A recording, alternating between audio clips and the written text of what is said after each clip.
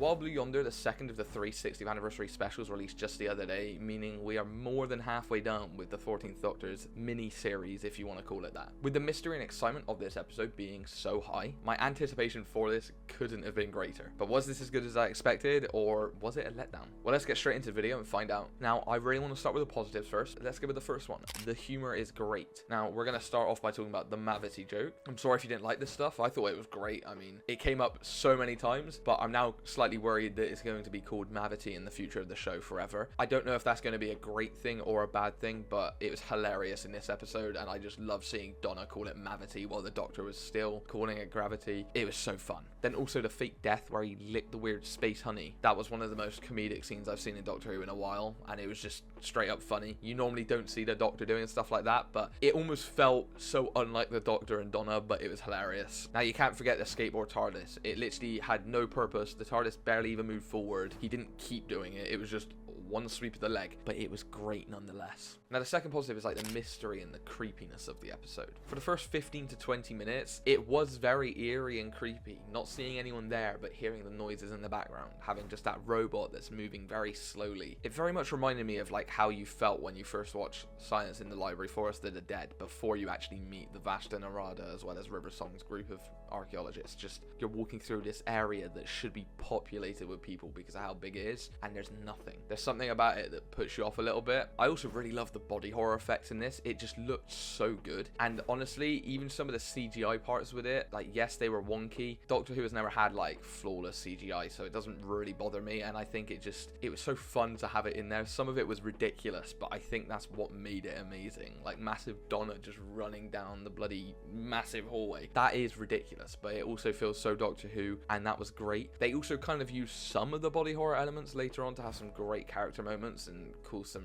real mental trauma to the Doctor, and that was also great, and well, not great for the Doctor, but it was some great drama to watch. Now, my next positive is something that other people probably wouldn't see as a positive, or at least a big positive, but the mention of the Flux is a positive to me. Now, I really like getting the mention of the Flux. A lot of people had issues with that, one of them being the fact that we didn't know the state of the universe, and they did touch upon that in here, saying that it's still full, like half of it's gone. And for me, I assume that was the case, because if they never mentioned reversing it, then it must not be reversed. Like, we saw a line in the Flux season saying half the universe is gone. We never saw one saying it came back, so I found it really weird when people would assume it all came back, but that's a different thing. Seeing the Doctor affected this much by the Flux and also the Timeless Child, I think is such a great move by Russell T Davies. Not only does it solidify that Chris Chibnall's effect on the series is staying, which a lot of people would hate, but I think they should do, but it also gives him some more trauma to play off of for the rest of Ncuti's run and maybe onward, a bit like how he created the whole destruction of Gallifrey for the revival, just so there's a bit more depth to the character when he came back. I think he's going to utilize it well, and I'm really excited to see how he does that. Now, my fourth positive is obviously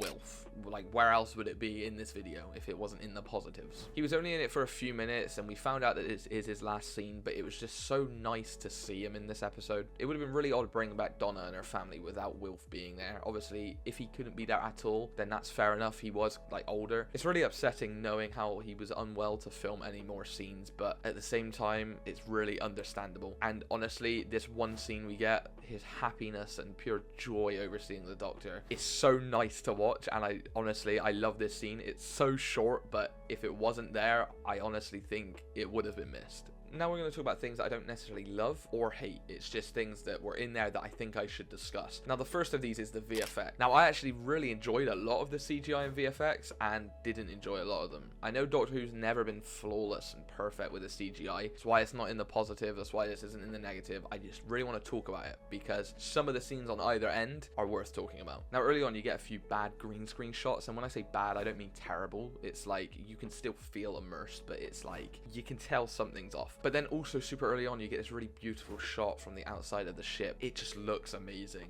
and I don't think anyone can say it doesn't look amazing. It's great. Then you move on a little bit and you get some of the body horror elements like the stretching jaw, and I don't even think that's that bad. Like, it doesn't necessarily look perfect, like it's realistic, but those elastic sort of effect are some of the hardest ones to do. There's never going to be a perfect elastic looking effect, so for what they had, that's on par with other things I've seen. And then obviously you have the hallway chase scene with the big Donna, the big Doctor. It looks not great, but you know, the scene itself is hilarious and I love the scene. And then not to mention the crab stance thing where he's got his head under his legs and it's very clearly not David Tennant's head, and the person is very clearly not fully stretched under. It's not very good, but again, you just gotta accept it for what it is and just imagine if it was amazing. Now, my only true negative of this episode is actually the advertising for it, or the lack of, because I went into this with way too high expectations. And if I'm being honest, when I first watched this, I was pretty underwhelmed. I was like, yes, that was pretty good, but I left it feeling disappointed. And I'm not blaming that on, say, Rusty Davies for wanting to keep it a secret, and I'm not blaming that on leaks of people saying, oh, these people are coming back. I know it's technically on me, but at the same time, I was just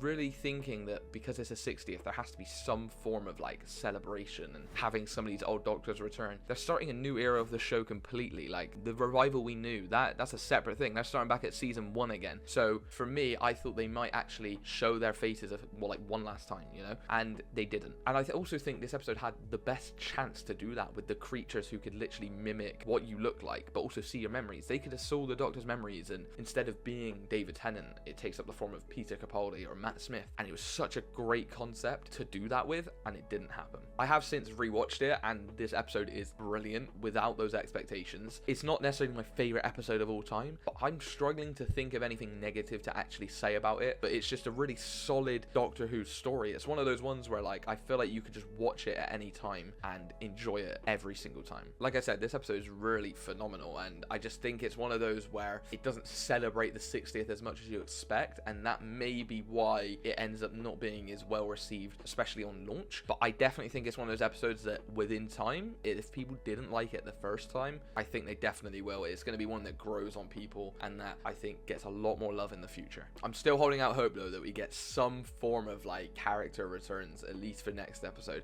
I don't even need the real 12th Doctor or the real 11th Doctor, Matt Smith. It would just be so cool to just see them one more time before we move on. Unfortunately, that is all I have for you today though. Hopefully you enjoyed hearing my thoughts on the story, and I would love to know yours, so make sure you drop some comments down below and I'll be sure to read them. If you have made it this far, I'm probably right in assuming you like or love Doctor Who, so why not check out my review of the previous episode of the 60th anniversary, The Star Beast. I'm sure it will entertain you as much as this has, and thank you for watching.